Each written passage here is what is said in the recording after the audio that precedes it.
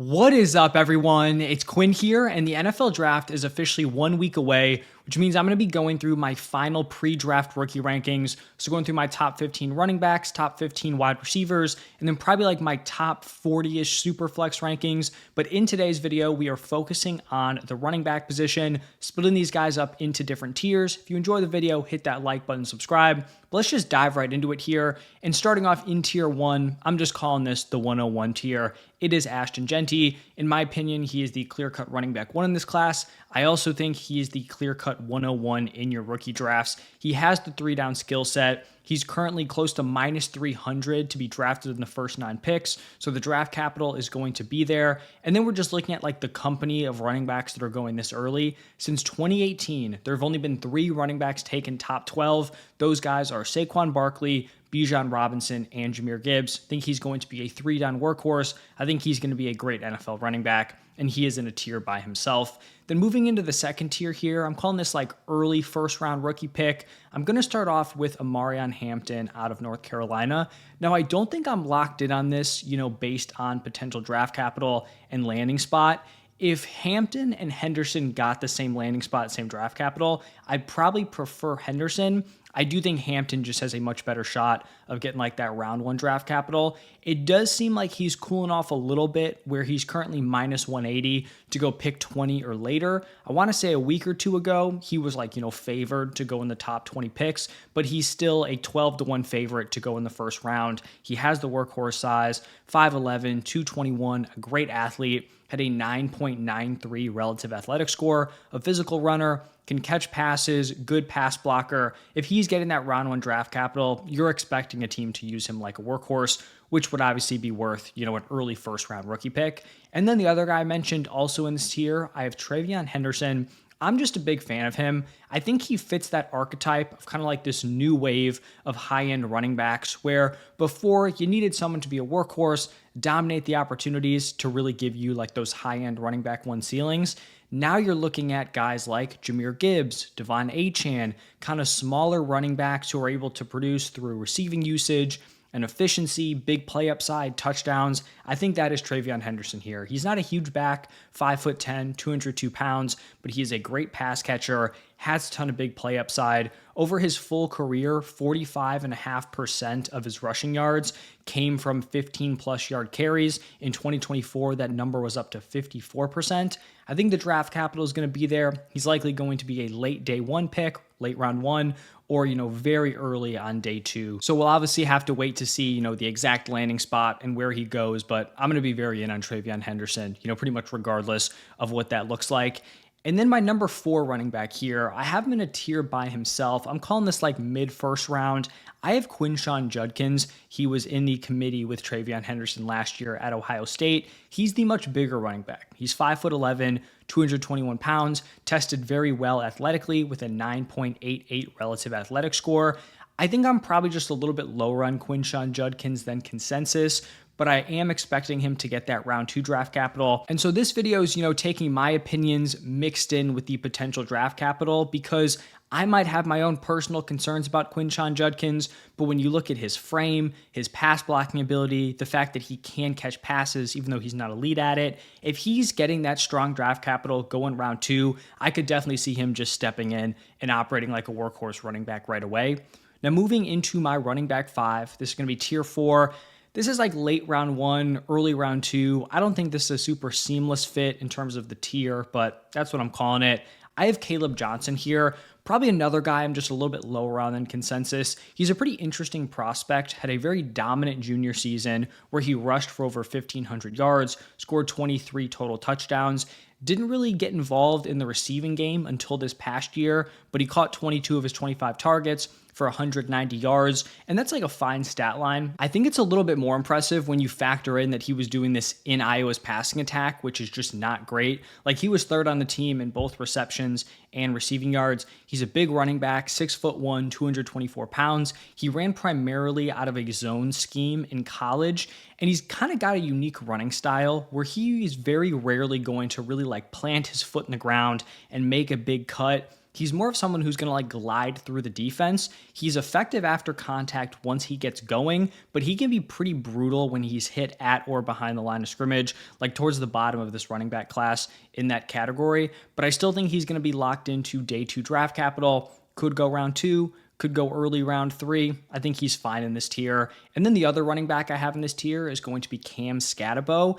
And I could see myself moving Scatabo up if he gets legit draft capital. Like if he's going round 2, that would obviously be amazing. If he's going round 3 with a good landing spot, I could see him jumping Caleb Johnson in my rankings. I'm just a little bit less confident about the draft capital being there. So he's a big physical running back who's also a great pass catcher. He's 5'9", 219. Had some athleticism questions, ran a 4.65 40 at his pro day, which certainly isn't an amazing time, but like that'll play. That's not knocking him, way down draft boards or anything. Like there are plenty of productive running backs who are running in that range. Think guys like Josh Jacobs, David Montgomery, he's in that mix. Also jumped well, so he might not be blazing fast, but is overall an athletic running back. In 2024, he had elite receiving production, 44 receptions, 543 receiving yards. He forces missed tackles at a high rate. You're just hoping he gets that day 2 draft capital. He gets a good landing spot, and then it's going to be wheels up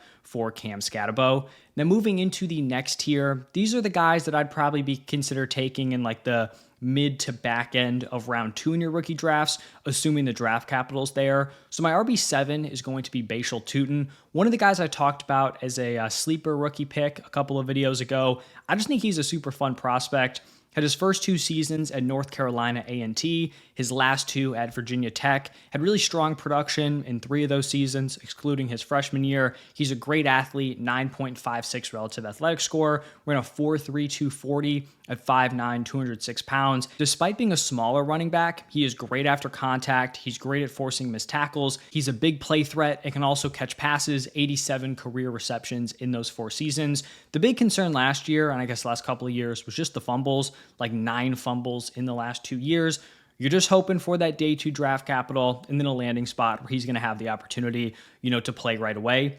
Then I have DJ Giddens, another guy I talked about as a sleeper, as my running back 8 out of Kansas State. 6 foot, 212 pounds, tested well, 9.78 relative athletic score. As a freshman, he played behind Deuce Vaughn, who got drafted to the Cowboys, and then had big sophomore and junior seasons. He rushed for 1,200 plus yards in both of those, combined for 50 receptions, 581 receiving yards.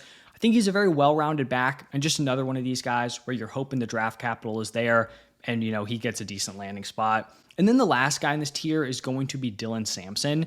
Now, as a player, I am probably much lower on Sampson than consensus. Statistically, he's just a pretty underwhelming prospect. Like his yards after contact per attempt is poor. He's not someone who breaks tackles at a super high rate. He's not consistently ripping off big runs. He's an undersized running back at 5'8", 200 pounds. He's not an elite athlete. Did have a fine 40, but like a 6.60 relative athletic score. Also isn't some sort of like elite pass catching running back, which you would kind of like to see for an undersized guy. So I just have questions on like what the realistic role is in the NFL and what his ceiling is. Now I lay all that out, to say why I'm lower on him than consensus. Sounds pretty negative, but it seems like the NFL is very in on him. I know film guys really like him, and it seems like he has a very good shot to go day 2. And even if I'm not the biggest fan of him, I will respect the draft capital if it comes. And you might be wondering, like, is there a big difference between round 3 running backs, round 4?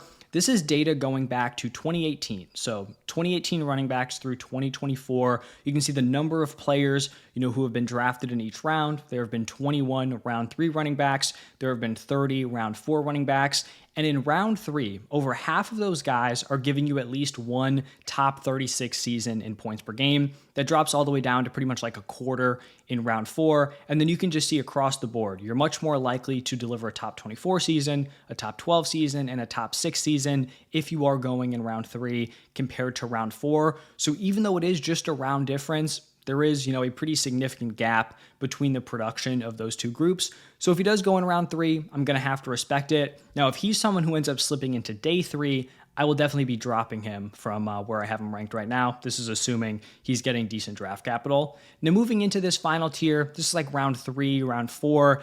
If I wanted to be super nitpicky, I'd probably split this tier up a little bit more, but just kind of, outside the top 2 rounds, probably all day 3 guys. This is what we're looking at. So my running back 10 is going to be RJ Harvey. I think he's a super fun prospect, extremely fun to watch, electric with the ball in his hands. He's elusive, consistently rips off big plays. 50+% of his rushing yards came on 15+ yard carries in back-to-back seasons, which is extremely impressive, just kind of speaking to that big play upside. He also caught at least 19 passes in 3 straight seasons. I originally had RJ Harvey a little bit higher than this, and what's kind of holding me back right now is the day 3 draft capital combined with his age. So he is a 24-year-old prospect, which I don't think is going to be like, a huge factor for him in his first few seasons.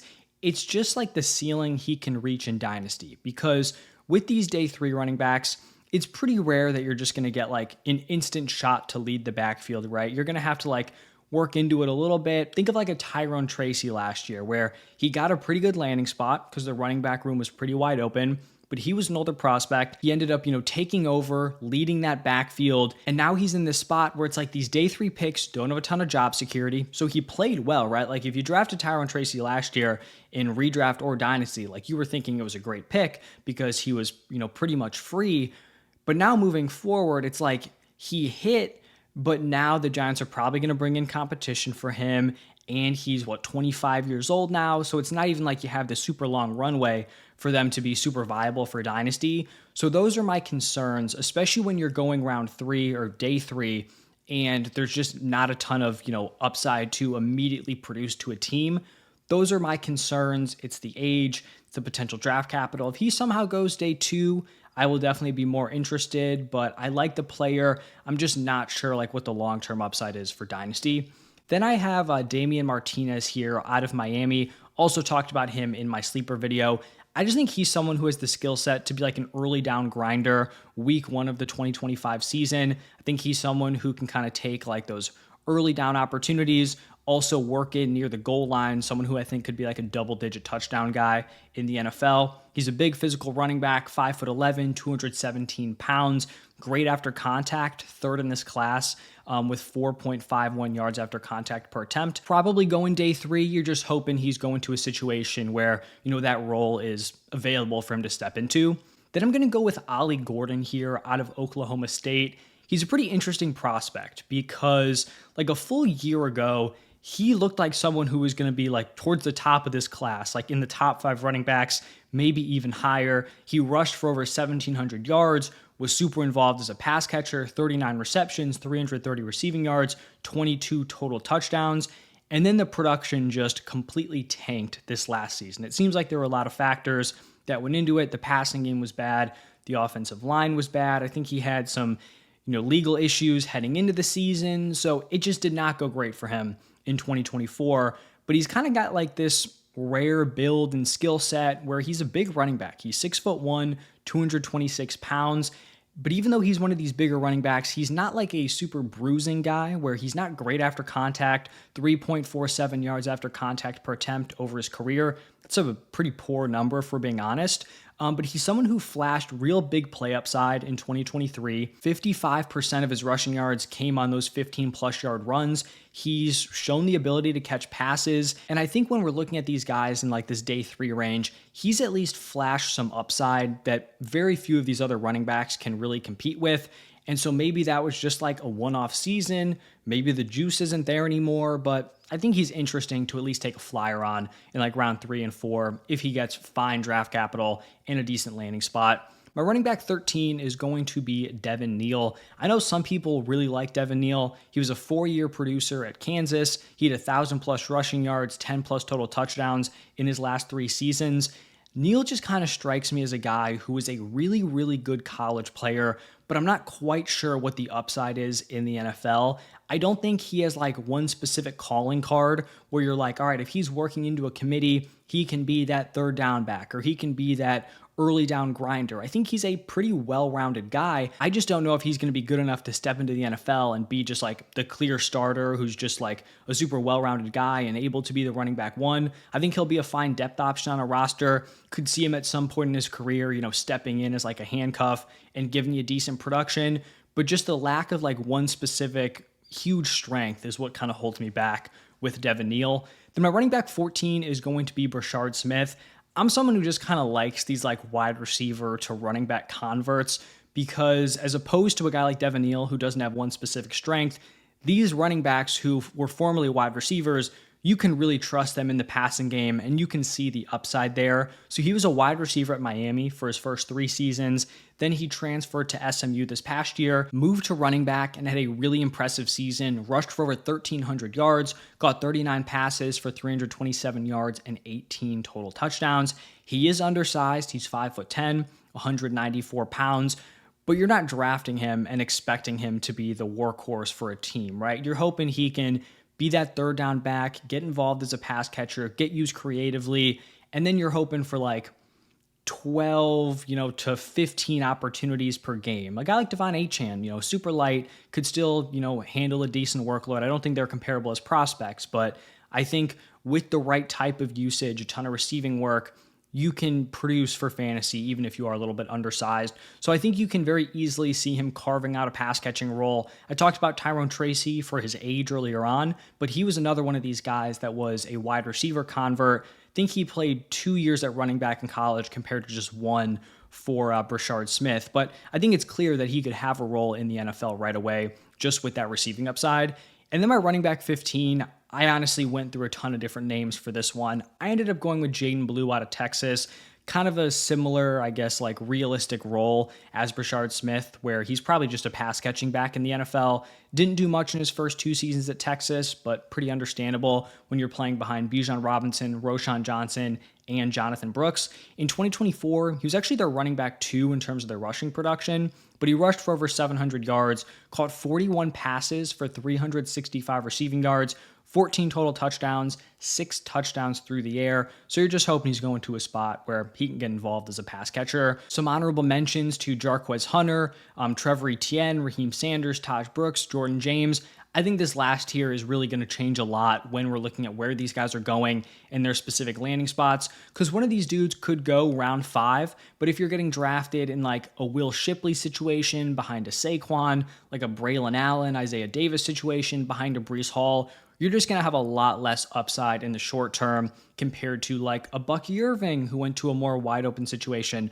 a Tyrone Tracy where Devin Singletary was the clear running back 1. So as much as I may, like or dislike some of these prospects, if the landing spot and the draft capital, are there, then I'm going to adjust and be more in on them. But that's going to wrap it up for my top 15. Let me hear your thoughts down below. Thank you all for stopping by, and I will see you in the next one.